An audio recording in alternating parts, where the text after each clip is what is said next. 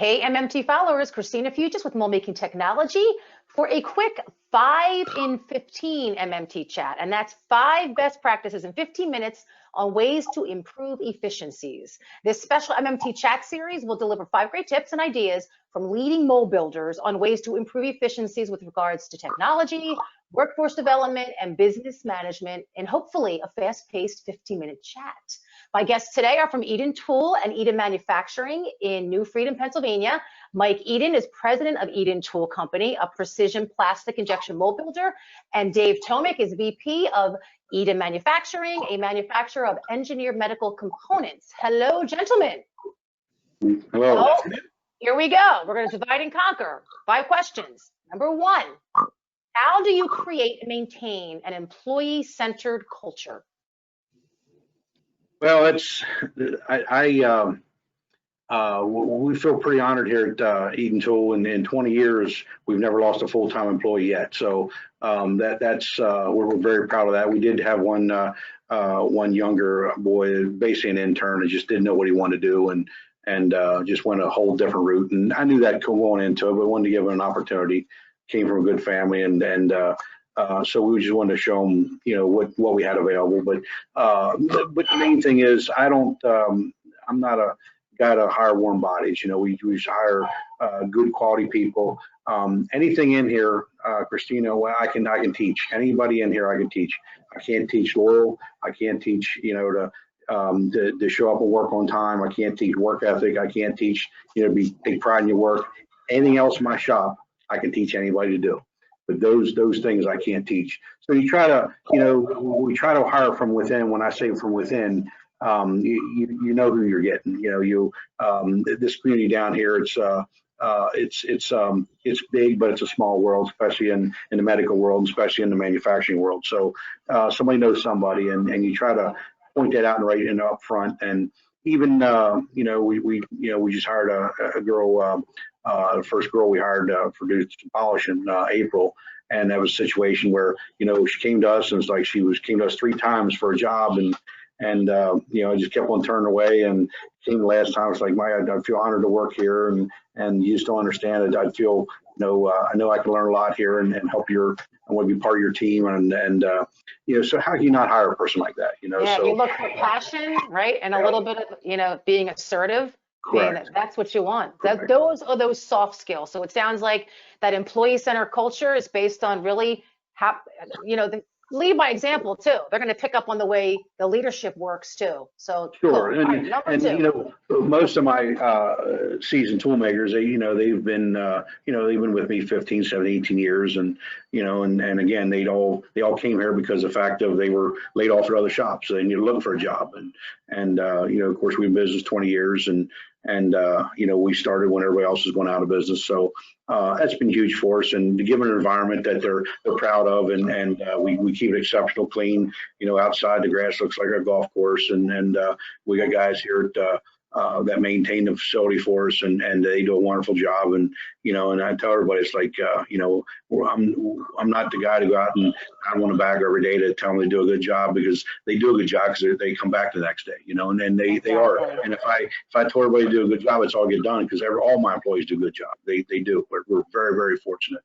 We had the American Manufacturers Association here in York County come to us, a couple years ago about setting up an apprenticeship program, and I remember a discussion with the gentleman, and he was so after the fact, after off the cuff, he goes, so what would you be looking for in a young guy to come in and to work your shop, be an apprenticeship?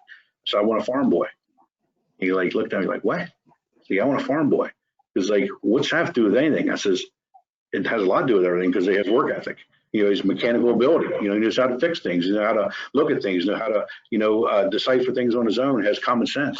A lot of those things I can't teach. Again, I can teach anything out of my shop, but I can't teach work ethic, and that's very tough to come by early on. And especially this younger generation. I'm not saying they're all like that, but it's a different breed. When I was, when I started working on a farm, I was 11 years old, and always worked a ton of hours. Going through school, and always worked with second jobs. Even when I was apprenticeship, I still worked a second job. So I always work, and that the work ethic is where, helped us get to where we're at today, for sure. Excellent. All right, number 2. What are your top 3 best technology investments and why? Well, number 1 by far is definitely our hard milling capabilities. We've got into hard milling back in 06 and 07. And, back then it was very new. I mean, Europe and Japan was doing it, but there wasn't a lot of people here in the States doing it. It was very tough, trying to get cutters and trying to, getting any kind of support when it comes to the hard milling side of things. And that's where, Dave Tomic and I met through the hard milling process. So it's been good for us. His attention detail from years ago helped us out some processes early on. He was way advanced than what we were, and we were getting into it. But I seen early on that there's a big advantage of this, especially in the medical world, for us for being to be able to make these cavities that are identical from cavity to cavity to cavity to actually validate and run through CPKs at a very minimum effort. And so I've seen that as a huge effort on the medical side. And I'm not talking building like little washer molds for little plastic washer molds or little toy molds, but it's just for the high-end medical stuff in the automotive industry, to have a cavitation that's identical that you can replicate 2 years from now with some steel metrology along with that steel certifications. Okay. That's a huge benefit to those markets, and not for every market, but to those markets. For those, so it's EDM, hard milling. Yeah, so another one is the EDM side of things for us. I started running EDM when I was 14 years old, an old ELOX capacitor type EDM, and so I was EDM intensive when I first started on my own. That's what everybody knew me for, is the high-end EDM, and so we do have the EDM side of things where we have high-level sync machines, we got high-level wire machines. And again, we partnered up with Makino for this. I was a Mitsubishi house for a lot of years when it comes to the EDM side of things, and we've seen a lot of advantage over Makino, and to try to go through and to partner up with somebody, and they've been really good to us. And so another strong point, along with the EDM side, especially the sync side, is our grinding capabilities. We have extensive grinding capabilities here, so which helps us, from start to finish. I mean, that starts the foundation of a good block. If it starts out, out of square and not precision and not size, whatever it is, we have problems down the road. We just fight it. So the grind, we have very good grinders here. So that's a huge benefit to us, because that's sort of an art that's getting lost with the younger generation also. That's true. All right. Question number 3. What is your latest process improvement? Latest, I'll take that one. Latest process improvement is molding, in-house molding and in-house metrology. So we've made significant investment in high-end molding, so we can validate the tools.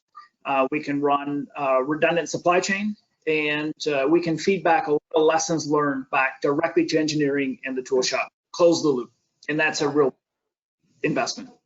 Excellent. All right, number 4. How do you measure success at Eden Tool and Eden Manufacturing?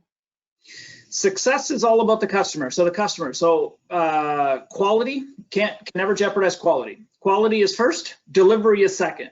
What we say, what we promise, we have to deliver on, and it has to be of utmost quality. And that's what keeps our relations with our customer are paramount. And if you deliver high quality components, as you say, on time, it's usually good for your relations. Got it. All right, last but not least, number 5. How do you stay competitive, or another way, how do you take advantage of new business opportunities? One or the other. Right. Well, to some level, they're both related, right? Mm-hmm. Just competitive probably leads to new business opportunities. So staying competitive is really with the drive to never be too complacent with technology. Between Mike and I, we love technology. We're always looking for technology and always looking for the right fits for technology. So it's not just about getting the latest gimmick. It's about getting the latest technology that drives impact in our shop, which ultimately drives impact to either building a higher quality component for our customer or a more reliable delivery. So predictable manufacturing, that's really where all of it drives to. Got it. Wow, we did it. 5 questions, 15 minutes. Thank you, gentlemen. Thank you for your time again. I think great tidbits there. For everything mold making, visit moldmakingtechnology.com. And everybody out there, stay informed and stay inspired.